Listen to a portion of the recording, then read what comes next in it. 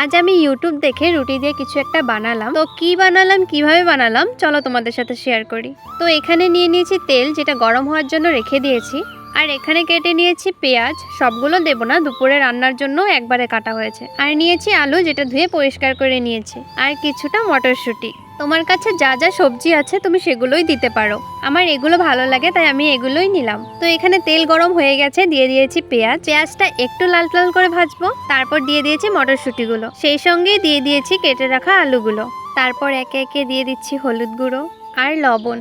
তারপর সবকিছু একসঙ্গে মিলিয়ে আলুটা ততক্ষণ অবধি ভাজবো যতক্ষণ না পুরো সেদ্ধ হচ্ছে। তারপর এইদিকে কালকে রাত্রের কিছুটা রুটি ছিল, কিছুটা বলতেও 4টের মতো। তো সেগুলোকে লম্বা লম্বা করে সুন্দর করে কেটে নিয়েছি। আমি এখানে শুধু আলু, মটরশুঁটি আর পেঁয়াজ দিয়েছি, তোমরা চাইলে অন্যান্য কিছু সবজিও দিতে পারো। তো তারপর আমি সেই আলু ভাজির মধ্যে সেই কেটে রাখা রুটিগুলো দিয়ে দিলাম। তারপর সেগুলোকে সুন্দর করে মিলিয়ে পুরো ভাজা ভাজা করে নিতে হবে। তারপরে এখানে গরম মশলা বা ম্যাগি মশলা থাকলে ম্যাগি মশলাও দিতে পারো।